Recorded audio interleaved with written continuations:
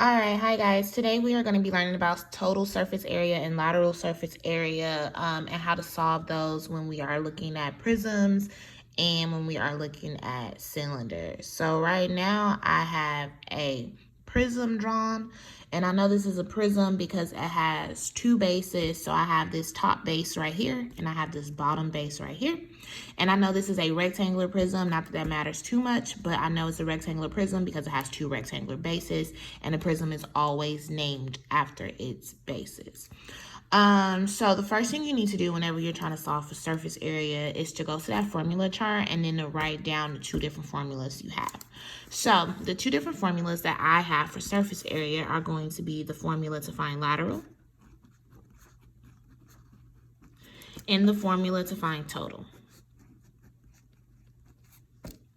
When you are looking at your formula chart, the formula to solve for lateral is going to be surface area equals big P times H.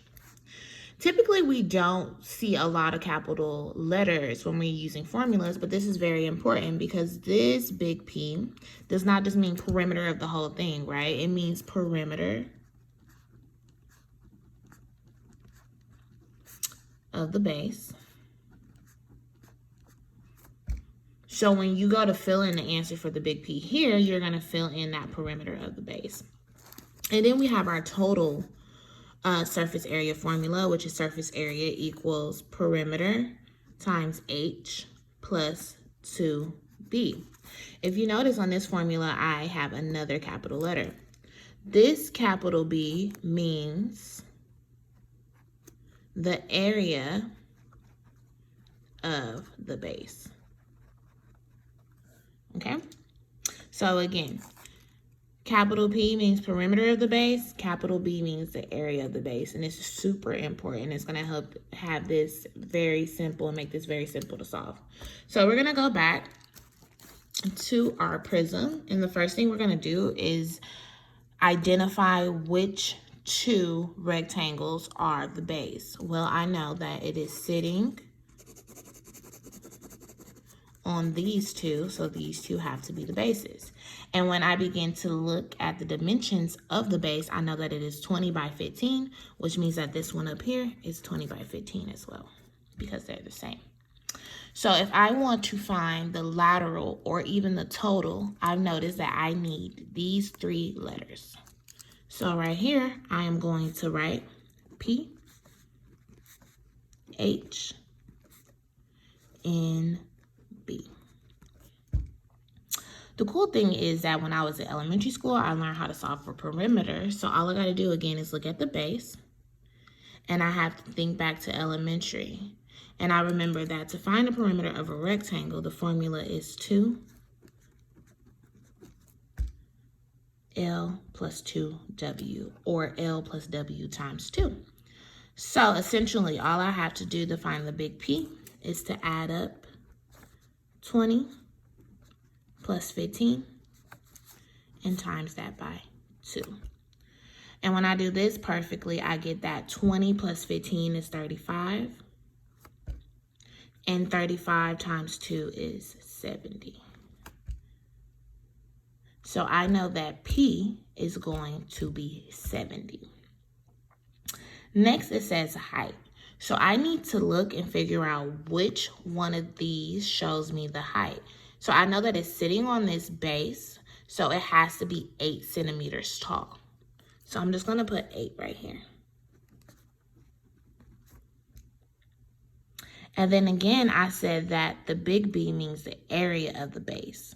So to find area, I know that I just multiply length times width, which is 20 times 15. And when I multiply 20 and 15 perfectly, I get 300. So I know this is messy and it's all over the place, but now I know that P is 70, H is 8, and base is 300. And with these three numbers, I'm going to be able to find lateral and total surface area. So since this is a mess, I'm going to start on a new piece of paper. So again, to find lateral surface area, The equation is going to be perimeter, big P, times H. So I know that big P is 70, so I'm just going to fill in 70, and I'm going to times that by H, which is 8. And I'm going to get that the lateral surface area is 560 centimeters squared. And the reason I put that centimeter squared there is because we're talking about area. And that lets me know that we're talking about area, not volume, not just regular dimensions. This is area. So that is lateral. Now I'm going to find total surface area. And again, to find that total surface area, I know that I need big P times H plus 2 times big B. And then I'm going to fill in everything I have. So I figured out that big P is 70 times 8, which we already figured out. When I do this, I'm going to get 560 plus 2 times 300. Quick math, 2 times 3 is 6. So this is plus 600. When I add 6 and 5, I get 11. So 1160 centimeters squared for the total surface area of that prism. And that's really all I have to do. So again, your first steps, you want to, let's go back to our original page. You want to first write out your 2 different formulas. Again, these are only for the prism. This is not for the cylinder. I know that this is a prism because it has 2 bases, okay?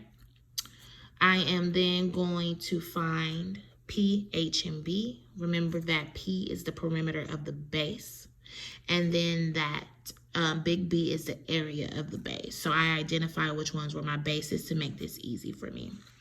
After I solve for that, perimeter is 2L plus W.